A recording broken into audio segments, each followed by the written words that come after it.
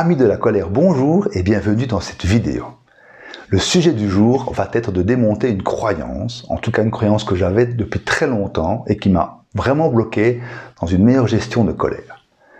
Cette croyance était de considérer que je ne pouvais exprimer ma colère qu'au moment où je la ressentais, qu'au moment où j'étais confronté à un déclencheur. Et que si je n'arrivais pas à l'exprimer correctement sur le moment même, je devais attendre la fois suivante, à la prochaine occasion, pour mieux l'exprimer. Et évidemment, comme je ne faisais rien entre les deux fois pour mieux gérer ma colère, quand la fois suivante arrivait, eh bien, je l'exprimais de la même manière. Ou refoulé, ou explosif, mais en tout cas pas de manière saine.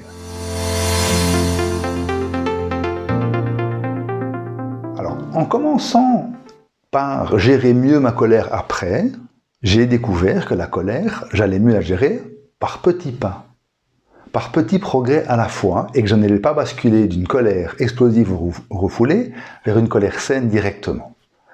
Et cette façon de faire m'a rappelé un peu que quand j'étais jeune et que j'apprenais à jouer aux échecs, mon père me disait « Commence d'abord par la fin d'une partie, commence par les 5-6 derniers coups d'une partie, et au fur et à mesure que tu vas apprendre ça, tu pourras commencer à faire des parties plus longues. » Eh bien, avec la colère, c'est ce qui s'est passé aussi.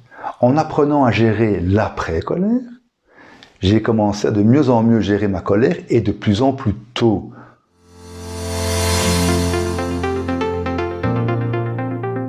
Pour la colère explosive, l'après va prendre la forme d'excuses. Alors ça a l'air évident comme ça de s'excuser après une colère explosive, ce n'était pas du tout le cas pour moi. S'excuser pour moi était un acte de faiblesse que je ne faisais donc pas.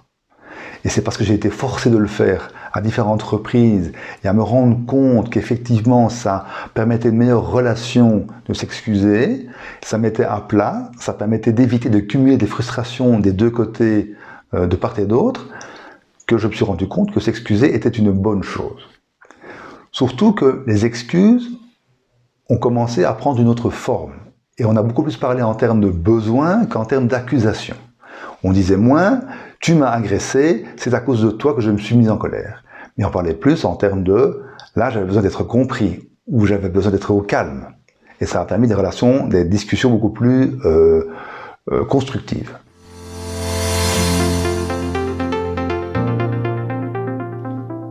Pour la colère refoulée, la gestion d'après-colère va se transformer en mise au point.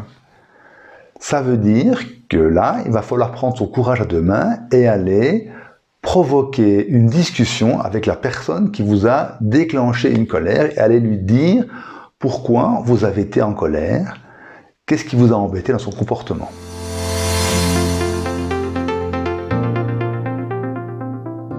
Il n'est donc jamais trop tard pour débriefer une colère mal exprimée. Il n'y a pas de date de péremption sur votre colère et donc n'hésitez pas à discuter de points qui vous ont mis en colère, même plusieurs années après.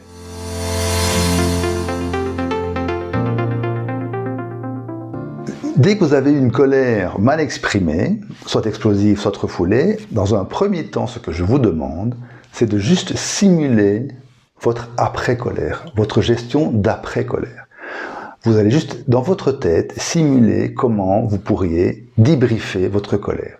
Soit en allant vous excuser, simuler quels mots vous allez utiliser pour présenter vos excuses et exprimer vos besoins plutôt que de parler d'accusation.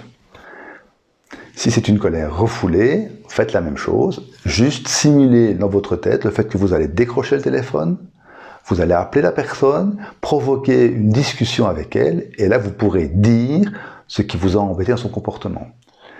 Et de nouveau, parler en termes de besoin plutôt qu'en termes d'accusation. Je me suis senti agressé quand tu as fait ça, alors que j'avais besoin de calme. Et si vous vous sentez fort, dans un deuxième temps, ce que je vous propose, c'est de vraiment passer à l'acte, de vraiment rencontrer l'autre et d'aller débriefer avec lui en fonction de la colère que vous avez eue. Voilà, merci beaucoup, bonne semaine et à lundi prochain.